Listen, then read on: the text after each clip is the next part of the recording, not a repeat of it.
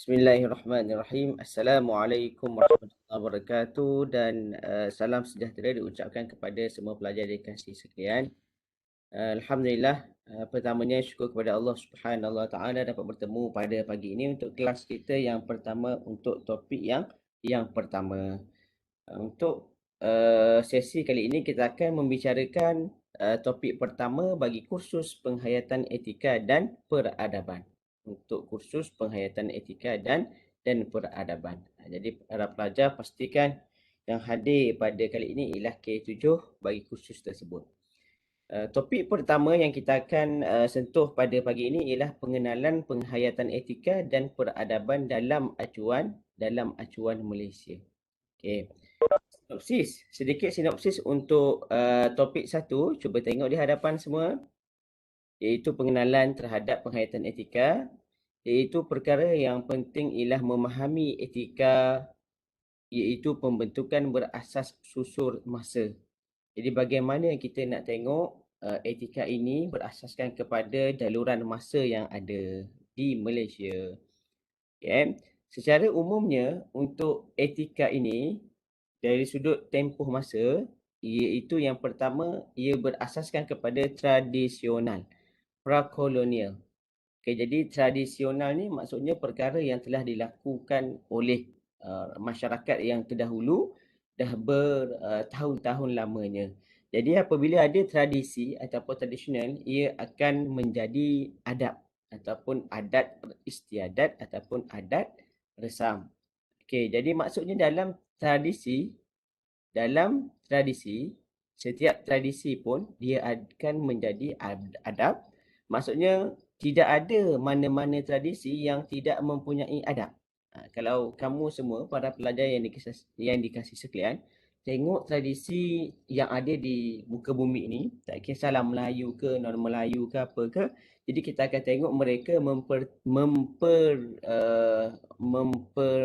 mementingkan adab. Mempertingkatkan kualiti adab. Jadi adab ni maksudnya ialah akhlak. Adab ini ialah tingkah laku. Okay, dalam bahasa Arab, sulukiyah. Baik. Yang kedua ialah adat istiadat. Adat istiadat pun sama jugalah. Di mana adat istiadat ialah undang-undang yang berasaskan kepada masyarakat yang terdahulu. Adat resam pun sama juga. Okay, baik. Apabila habis tradisional, jadi datang orang kata satu generasi yang moden. Jadi itu dinamakan sebagai kolonial. Kolonial. Dan juga apabila datangnya kolonial, dia akan menjadi kepada etika, etos dan juga etiket. Ini semua ialah perkara yang akan membawa kepada perkara yang baru. Pasca kolonial iaitu gabungan. Lepas daripada kolonial, dia ada pasca kolonial. Maksudnya apa dia? Gabungan antara etika moden, adab, adat istiadat, adat resam, etika, etos dan juga etiket. Jadi semua perkara duduk di situ. Dan jadi kita bayangkan kalau dulu orang terdahulu, ibu bapa ataupun mak ayah kita, mereka mempunyai adat resam, mempunyai tradisi yang tersendiri. Masa tu tidak ada lagi orang kata budaya yang luar yang masuk dalam negara kita. Ini yang dululah, yang dulu. Jadi apabila yang dulu tu tidak ada mana-mana orang kata kolonial yang ada, maka mereka mengekalkan ciri-ciri yang lama. Tetapi apabila dah beransur orang kata moden, maka anak-anak ni pun pergi belajar luar negara. Yang luar negara datang di Malaysia contohnya lah. Jadi bergabunglah di situ. Okay, jadi apabila dalam satu keluarga, anak balik daripada luar negara, mak ayah kekal dengan tradisi, maka berlaku pertembungan ataupun gabungan antara etika, adat moden dan juga adat yang tradisi. Okay, baik, Okey, itu maksudnya secara umum lah, secara umum. Okey, seterusnya menghayati etika dan peradaban acuan Malaysia ialah berasaskan kepada yang pertama ialah sejarah. Dengan sejarah, ia akan membentuk dan juga mentakrifkan kepada apa yang dimaksudkan dengan individu, apa yang dimaksudkan dengan keluarga, apa yang dimaksudkan dengan komuniti. Dengan komuniti, keluarga, individu akan membentuk kepada struktur sosial sama ada masyarakat, negara dan juga pasaran. Jadi maksudnya mereka saling terkait. Kalau para pelajar yang dikasih sekalian, boleh tengok di hadapan tu, nampak tak kat depan tu, dia tulis anak panah tu. Anak panah tu, anak panah tu, kalau perasan semua, dia saling melengkapi antara satu sama lain. Ya, maksudnya dengan sejarah akan membentuk individu, individu pun berasaskan kepada sejarah. Okey, Ustaz bagi contoh dalam sejarah Malaysia contohnya, kalau ia melibatkan kepada ketamadunan yang baik, kajian menunjukkan bahawa ketamadunan itu dibentuk berasaskan kepada keluarga.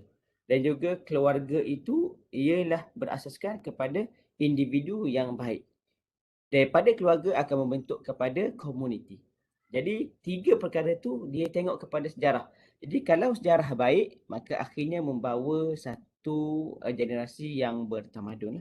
Tapi sekiranya sejarah yang tidak baik akan membawa kepada ketidaktamadun. Jadi, saling berkaitlah. Okey, daripada tiga tadi, dia akan membentuk kepada masyarakat, negara dan pasaran. Sosial dan juga ekonomi lah. Jadi, sama jugalah.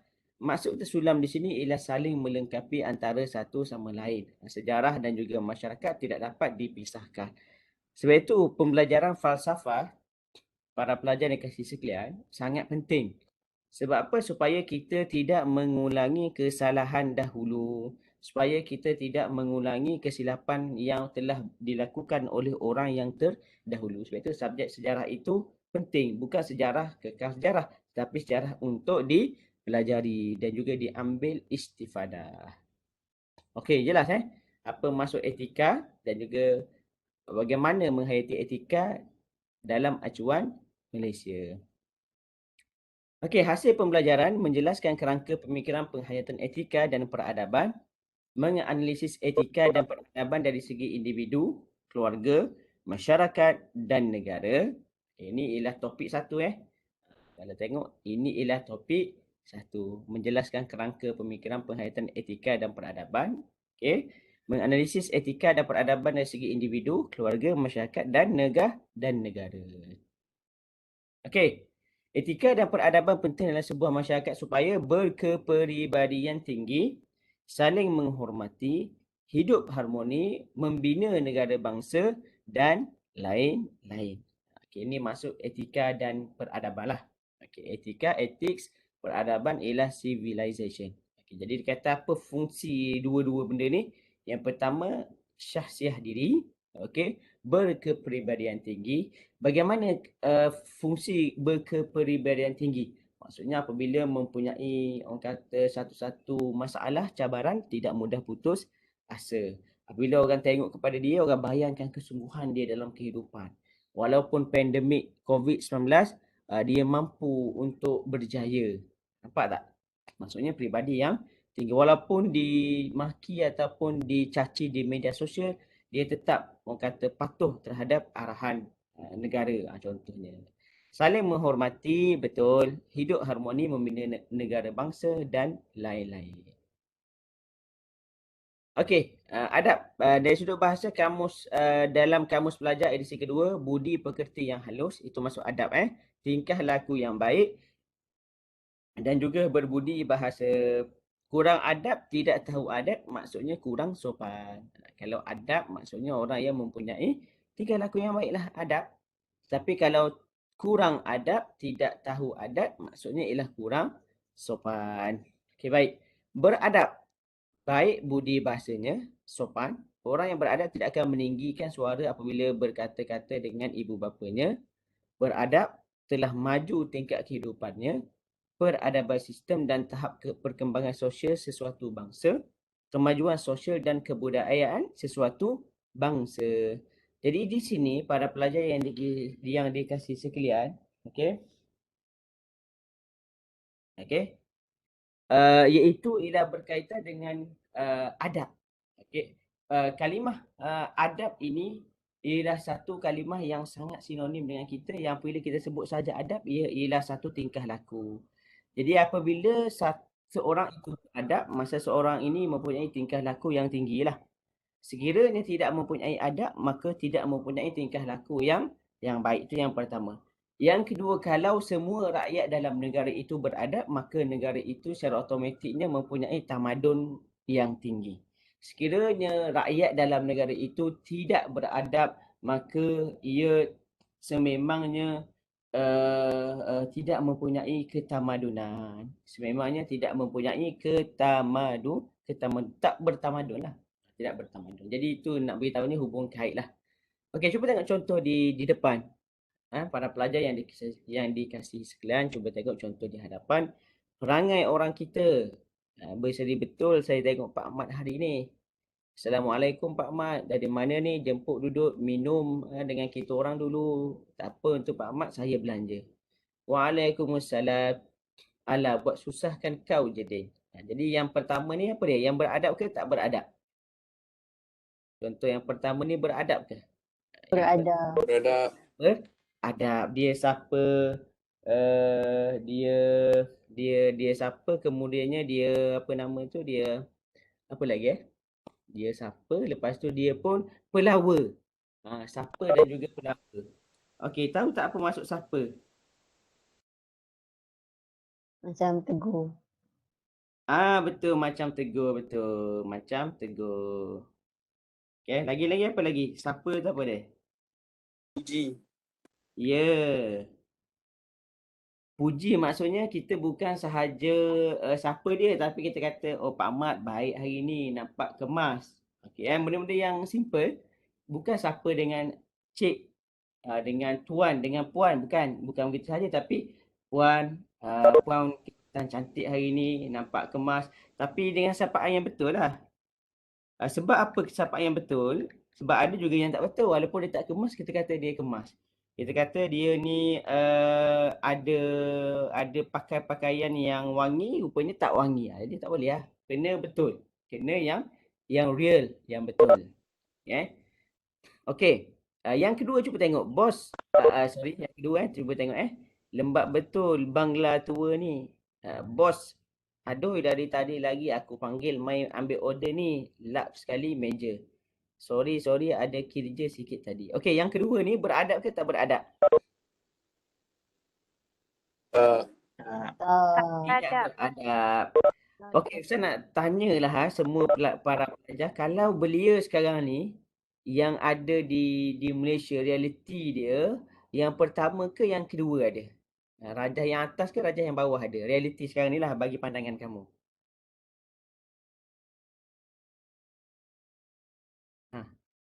Kalau kamu tengok kat luar tu kan ada orang remaja, rasanya dia praktikkan yang pertama ke yang kedua? Yang mana? Dua-dua ada. Lim kata dua-dua ada, betul. Lagi? Okey. Dua-dua ada. Okey, betul. Dan juga dua-dua ada itu tengok kepada tempat kadang-kadang. Kalau tempat yang kata pedalaman yang orang yang tidak belajar, orang yang malas-malas, maka dia akan praktikkan yang kedua. Dia akan marah, dia akan kata-kata, keluar kata-kata yang kesat. Biasa tak kamu dengar kata-kata yang kesat daripada kalangan remaja? Biasa kadang-kadang keluar daripada mulutnya perkataan yang tak baik semua. Tapi kalau dalam kawasan bandar contohlah kawasan bandar orang yang berpelajaran contohnya orang yang menghormati orang tua, maka dia tidak dia akan praktikkan gambar yang pertama lah. Dia praktikkan gambar yang pertama. Okay, baik, Okey, seterusnya. Adat resam. Dari sudut bahasa, kamus pelajar edisi kedua, adat yang menjadi kebiasaan kepada sesuatu kaum ataupun sesuatu daerah. Contoh, adat resam berkaitan perkahwinan, merisik, bertunang, majlis perkahwinan dan lain-lain. Okay, cuba tengok contohnya kat sini gambar apa atas sekali tu? Orang buat apa tu? Cuba teka. Tunang. Okey, tunang ataupun berkahwin ataupun bernikah ikutlah. Ini tradisi dia. Maksudnya pihak perempuan datang untuk apa nama tu? Sarungkan cincin. Maksud asal tunang tu kan. sebabnya dia selalu cincin dulu, bertunang dulu. Okey. Maknanya dalam perkahwinan tu mukadimah dia ialah pentunangan. Lepas tu barulah pernikahan. Okey, yang kedua ialah adat resam, orang kata perkahwinan dalam agama Hindu. Yang pertama ialah bangsa Melayu agama Islam, yang kedua ialah bangsa Hindu. Yang ketiga, upacara tradisional perkahwinan orang Cina. Pakai baju warna apa tu? Warna merah. Pakai baju warna merah. Okey, buku yang ada cuba tengok adat resam Melayu segamat. Adat resam dan pantang larang suku kaum di Sabah. Adat resam dan etiket masyarakat Malaysia. Buku panduan yang praktikal. Ya, boleh. Jelas apa maksud adat resam semua? Lepas ni jangan tak faham lah. Adat resam ni maksudnya sesuatu yang menjadi kebiasaan kepada sesuatu kaum. Okay. Adat istiadat. Berbagai-bagai adat dan kebiasaan majlis rasmi untuk menyambut sesuatu peristiwa. Berbagai-bagai adat peraturan yang dituruti. Macam satu ialah adat dalam istiadat di mana tu, di istana. Ada punya penyerahan simbolik, simbol penyerahan kuasa, penyerahan jawatan, adanya bacaan doa, adanya orang kata sedikit sign, adanya sedikit agreement dan lain-lain lah. Itu ialah adat istiadat. Okey, etika. Etika bermaksud prinsip moral atau nilai-nilai akhlak yang menjadi pegangan sesuatu individu atau suatu kumpulan pelajar. Okey, etika iaitu dari sudut bahasa prinsip moral atau nilai-nilai akhlak yang menjadi pegangan sesuatu individu atau satu kumpulan manusia. Itu maksudnya etika. Mana yang kamu pegang? Para pelajar pegang etika yang mana? Etika yang normal ataupun yang tidak normal? Yang positif ataupun negatif? Mesti ada kod-kod etika. Contohnya, sosiologi, satu standard menyeluruh mengenai benar atau salah yang menjelaskan apa yang sebenarnya perlu dilakukan oleh manusia dalam konteks apa yang benar, tanggungjawab, manfaat kepada masyarakat atau sifat yang baik. Jadi di sini nak menyatakan bahawa etika dari sudut bahasa, etika dari sudut istilah. Sosiologi itu maksudnya dari sudut istilah lah. Iaitu standard yang general, sama ada benar ataupun salah. Yang menjelaskan apa yang perlu dilakukan pada konteks seseorang manusia. Contoh di sini apa? Code of Nursing Ethics. Etika, kod etika dalam kejururawatan. Etika kedoktoran. Etika seorang pelajar. Dia semua kan? Itu ialah set yang perlu kita orang kata faham. Ethos. Apa dia ethos pula? Tadi etika, ni ethos pula kan? Ethos maksud dia sifat ciri suatu bangsa dan budaya ataupun era dan lain-lain. Contohnya pelukis Malaysia boleh menghasilkan karya yang benar-benar mencerminkan aspirasi, falsafah dan ethos masyarakat dan negara kita. Jadi cirilah. Ethos ialah sifat ciri bangsa. Okey, boleh Etika ialah standard. Okey, standard etika. Standard yang mengukur baik, buruk, kebenaran. Kan? Satu. Adapun ethos ialah sifat ciri-ciri bangsa. Okay, jelas Okey, ethos dari sudut istilah, usaha membangunkan bangsa berdasarkan latar belakang individu, keluarga dan komuniti berbagai serta berbeza sejarah, etnik, bahasa, agama, budaya dan latar geografi melebihi kesepakatan ciri asas negara atau bangsa. Maksudnya ethos ni usaha untuk kita nak bangunkan negara, membangunkan bangsa berasaskan kepada individu. Cuba tengok surat contoh di hadapan ni. Contoh surat ni. Mahathir, The Past and the Present. Jadi di sini kita tengok bagaimana jemputan. Okey, jemputan kepada seseorang. Jadi kat sini dia kata oleh Datuk Seri Dr. Mahathir bin Mohamad. Okey, contohnya tajuk dia ialah the United Malaysian Nation by the year 2020 dinner. Okay, distinguished guests, ladies and gentlemen, after dinner speeches are supposed to be light and not too taxing on the mind. Okay, jadi di sini ialah satu orang kata apa nama tu surat yang bagi tahu perlunya kepada untuk ucapan yang baik-baik berkaitan dengan nation of the year. Jadi dalam pembentukan negara bagi tahun 2020 apa yang perlu dilakukan, apa yang perlu dilakukan.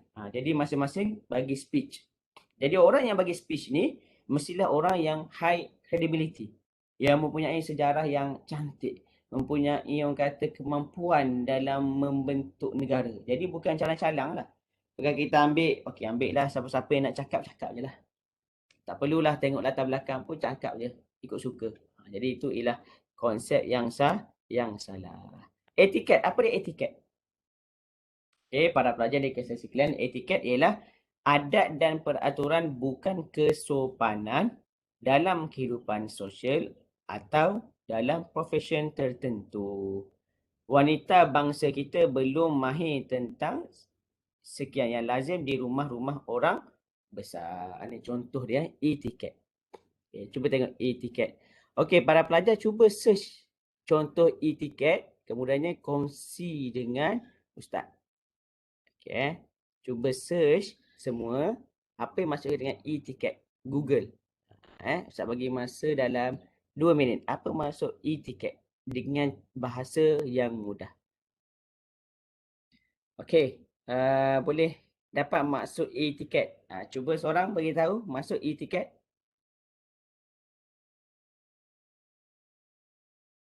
Seorang boleh bagi tahu apa maksud etiket tu? Dah jumpa belum dalam internet? Ada kan dia tulis Tingkah etiket. laku yang baik. Okey, betul lagi? Perbuatan apabila kita berada di khalayak dalam satu situasi, contoh kalau etiket bila kita kat meja makan dekat majlis rasmi ataupun menaiki kereta awam. Okey, lagi? Ada lagi? Peraturan yang ditetapkan di sesuatu tempat. Okey, baik. Tindak tanduk seorang berada dalam khalayak dalam sesuatu situasi. Okey, betul. Okey, baik. Betul terima kasih pelajar. Betul. Apa yang dinyatakan tadi betul, iaitu satu set untuk orang kata panduan protokol dalam sesuatu situasi. Tak kisahlah.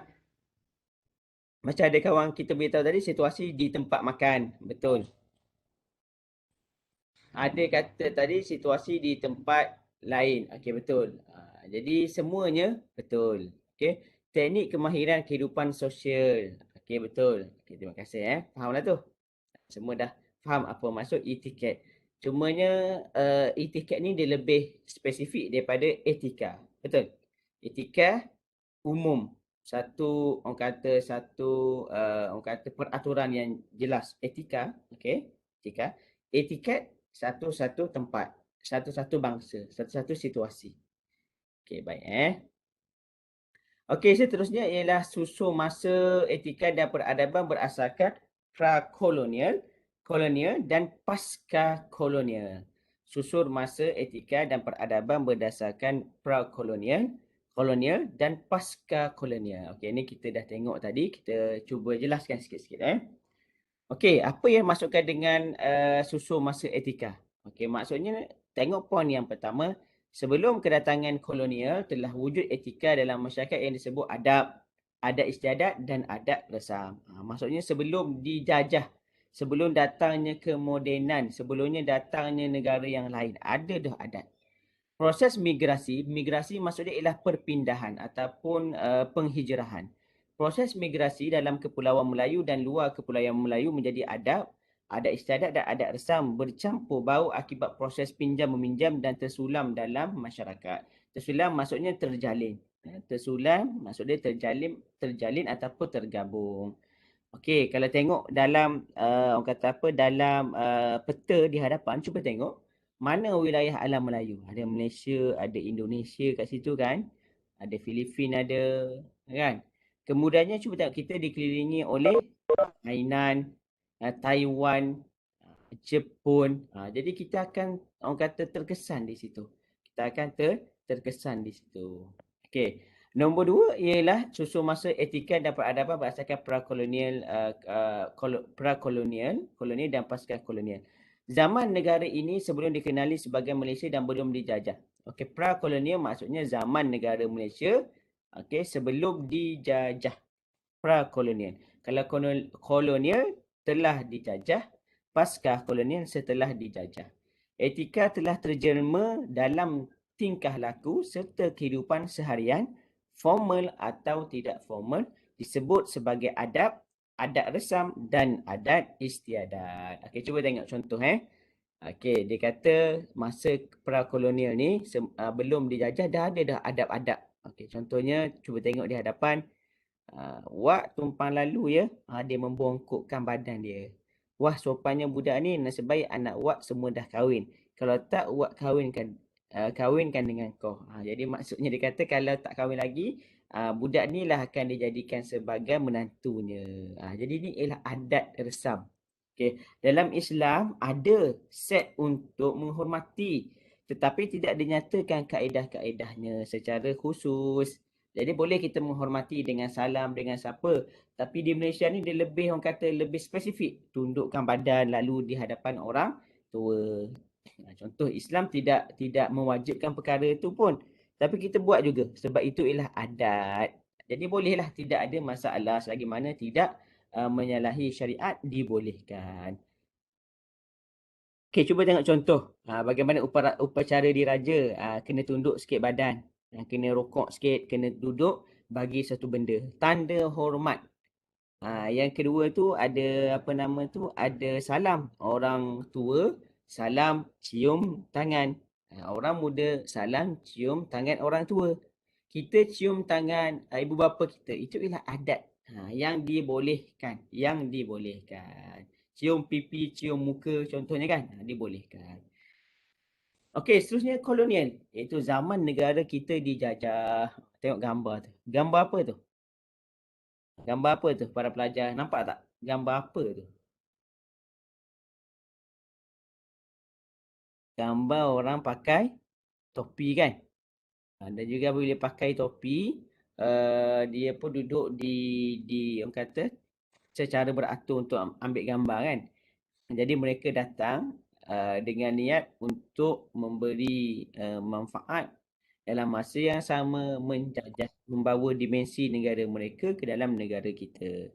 Okey, jadi kolonial maksudnya zaman negara kita dijajah, etika dibawa dalam bentuk berpakaian, percakapan, pentadbiran dan ketuanan. Cuba tengok pakaian, topi tu kan lain topi tu. Topi bulat tu. Topi bulat. Jadi pakaian pun dia paksa untuk kita ubah. Percakapan pun berbeza daripada bahasa Melayu kepada bahasa Inggeris contohnya. Pentadbiran pun berbeza supaya lebih sistematik bagi mereka. Ketuanan pun berbeza. Maksudnya bila mereka jajah, mereka mengambil negara kita, mereka menjadi orang kata ketua. Kita pula jadi hamba. Contohnya. Jadi ini ialah perkara yang dilakukan semasa zaman kolonial. Begitu juga dengan cara makan, memberi tabik, hormat dan sebagainya dan lain-lain. Okey, nombor 2. Nombor seterusnya. Zaman pasca kolonial merupakan era moden. Dah bercampur gaul tadi tu. Pasca kolonial maksudnya dah bercampur gaul. Okey. Masyarakat telah menerima variasi dan percampuran versi etika secara langsung atau melalui teknologi.